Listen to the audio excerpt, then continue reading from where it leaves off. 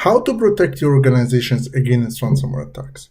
The first thing you need to know is that ransomware is the last part of the whole attack. Deploying the ransomware only happens when the attacker is in full control over your organization. When he has a domain admin, he has access to your backups, to all the different servers where all the data are, and he just run his encryption all over all these systems, and from that he take over all the organization and he encrypt all the data and all the backups as well. So he can make sure that you will pay the ransom.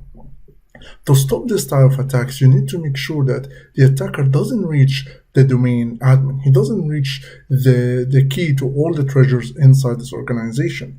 And to do that, you need to implement the multi-tier model in your security. What's the multi-tier model? Basically, you need to make sure that all the workstations are completely separate from the servers, and the servers are completely separate from the domain admin.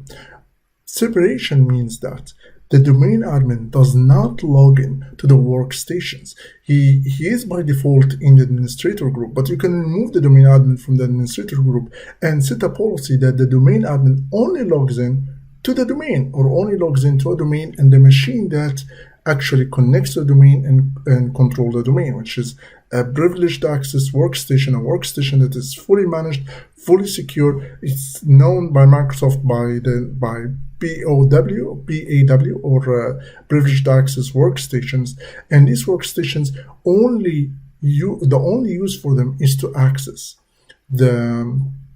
they are separate workstations, and the only reason for them is to access the domain admin or to access specific servers. The same things for all your servers inside the organization. All the accounts that manage sensitive services, such as your servers, your cloud management, your cloud administrators, your virtualization administrators, the storage administrators, even in the cloud, all of these administrators, they are completely separate from workstations. They never use these accounts to log into workstations. As well, they never use these accounts to log into the domain admin, the domain controller.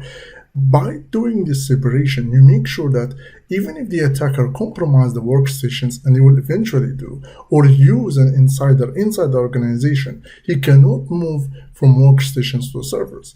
If the attacker has compromised one of the public-facing services you have, maybe your website, or maybe he used an exploit like Log4j and he was able to compromise one of your servers, he cannot move from the servers to the domain admin, because once you are in control of your data, once you are in control of your backups, you're in control of all the passwords, you're in control of the organization, even if he deployed his ransomware, you can come back from it, it's still the attack is manageable.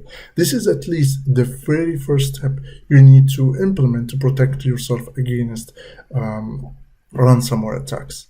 If you want to know how you can implement this, how you can implement the privileged access workstation and build this multi-tier model, how you can build a threat hunting process to detect these attacks early on before they access your servers or your workstations, and have a better visibility on what's happening inside your organization, have better alerts, not more alerts, but alerts that you can actually investigate easier to know what's happening there. There is more context on what's happening inside your organization, more visibility and less work for your team, and your team to be more ready to handle these attacks. Just reach out to us. We are in Mounttrack. We are now helping organizations for the very first time. We are actually putting these services in public. So make sure that you reach out to us if you want to see a demo on how we can help you to not only elevate your whole cybersecurity